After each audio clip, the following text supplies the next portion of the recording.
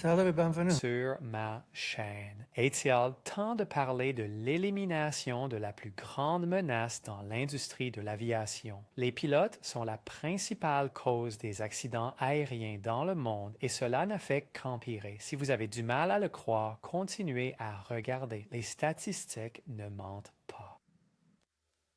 Bien que la technologie ait effectivement rendu les avions plus sûrs, elle ne peut pas éliminer la propension des pilotes à commettre des erreurs encore et encore. Les pilotes causent presque 80% des accidents aériens. Il y a une alternative.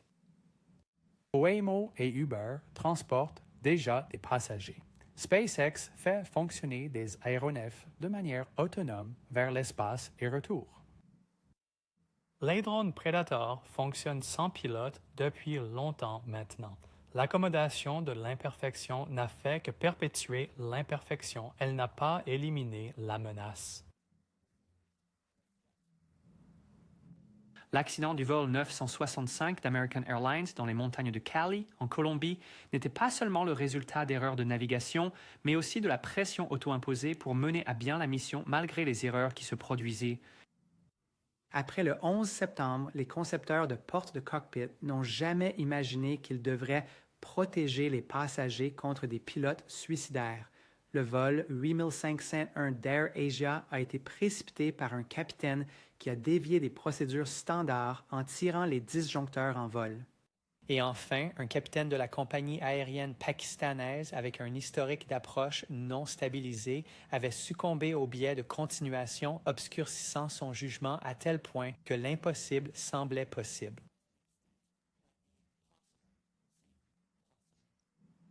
Ce graphique à barres montre à quel point les accidents causés par les pilotes ont diminué au cours des 75 dernières années grâce aux technologies qui ont rendu le vol plus sûr. Mais bien que les accidents aériens causeraient des pilotes et diminueraient grâce à la technologie, le pourcentage d'accidents aériens causés par les pilotes a en fait augmenté. C'est parce que, bien que les machines soient devenues beaucoup plus sûres, la pilote ne le sont pas, indépendamment de la technologie avec laquelle ils travaillent. L'AEC, l'Agence européenne de la sécurité aérienne, vient de publier un rapport et des conclusions en juin.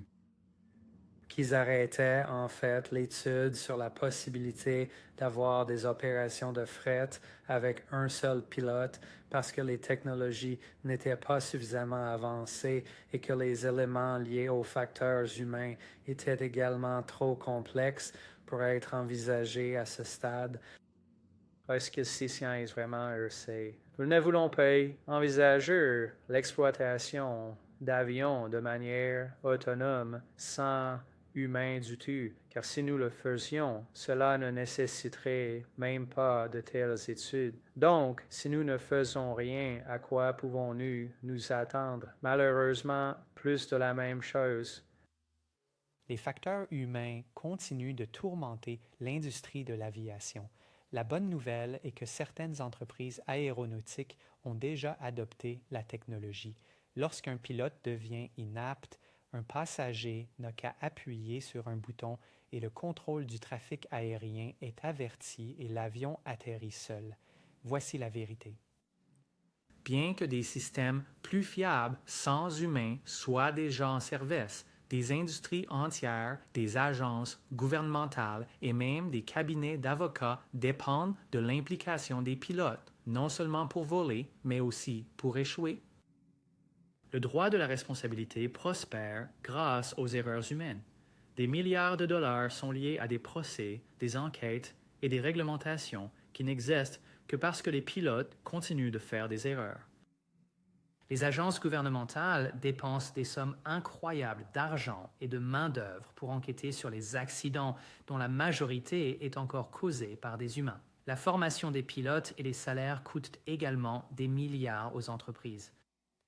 Ce serait certainement un changement de paradigme, non seulement dans notre façon de voler, mais aussi dans notre façon de vivre. Plus de 10% de la population mondiale dépend de l'industrie du transport pour survivre, prospérer, travailler et vivre. Les pilotes sont-ils indispensables? Les syndicats de pilotes vous diront absolument, mais bien sûr, leur existence dépend du maintien du statu quo. Il y a un terme que les pilotes utilisent appelé biais de continuation, ce qui signifie s'en tenir à un plan défectueux même lorsque les signes d'avertissement apparaissent. Alors, continuons-nous à concevoir des avions en tenant compte de la faillibilité humaine, en construisant des systèmes pour nous protéger de nous-mêmes, ou choisissons-nous enfin d'éliminer complètement la menace? Nous avons plus que des signes d'avertissement. Nous avons plus de 100 ans de statistiques d'accidents. Souviens-toi de ce que j'ai dit plus tôt. L'accommodation de l'imperfection perpétue l'imperfection et n'élimine pas la menace.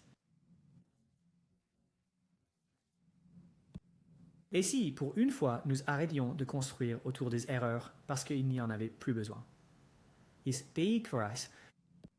Je vais être complètement honnête avec vous. Il y a certainement quelque chose de rassurant à savoir qu'il y a des pilotes devant, quelqu'un à qui parler, quelqu'un qui peut nous parler, nous réconforter quand nous sommes nerveux, comme quand nous traversons des turbulences, et savoir qu'il y a des pilotes qui pourraient devoir sauver la situation.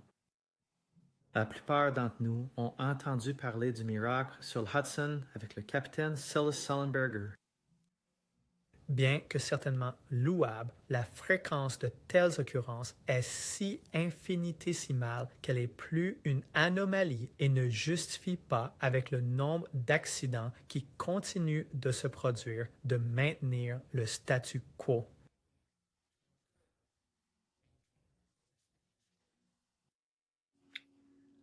Les données sont accablantes. L'erreur humaine domine. Selon les études mondiales sur la sécurité aérienne de la NTSB, de l'OACI et des revues annuelles de sécurité de Boeing, presque 80% de tous les accidents d'avions commerciaux sont causés par les pilotes.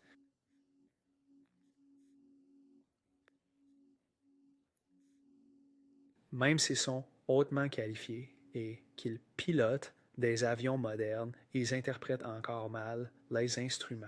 Ils sont victimes de la fatigue. Ils souffrent de pression psychologique, de stress et de distraction.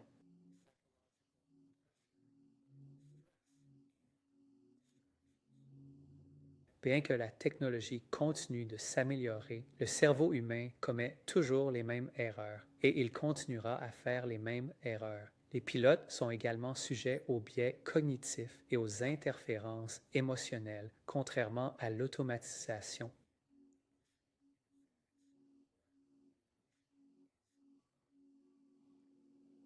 L'automatisation pilote déjà la plupart des vols commerciaux, la plupart du temps, environ 95% du temps.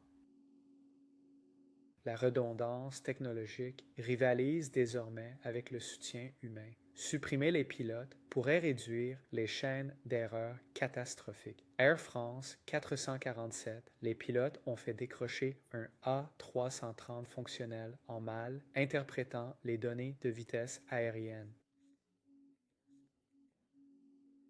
Asiana 214 à San Francisco, l'équipage a mal compris l'automatisation et mal géré l'énergie d'approche. Colgan 3407, le capitaine a tiré sur le manche lorsque le vibreur de manche a averti d'un décrochage. Les véhicules militaires et commerciaux fonctionnent déjà et fonctionnent de manière autonome depuis un certain temps maintenant sans pilote. L'efficacité économique favorise également l'automatisation.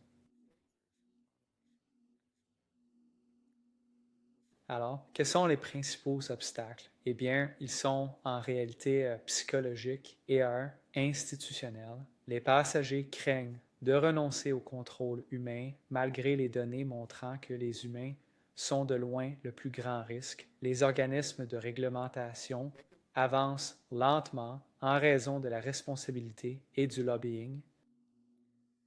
Des industries entières, y compris le droit aérien, les syndicats de pilotes et les académies de formation, reposent et dépendent de l'implication humaine. Merci de regarder. À bientôt.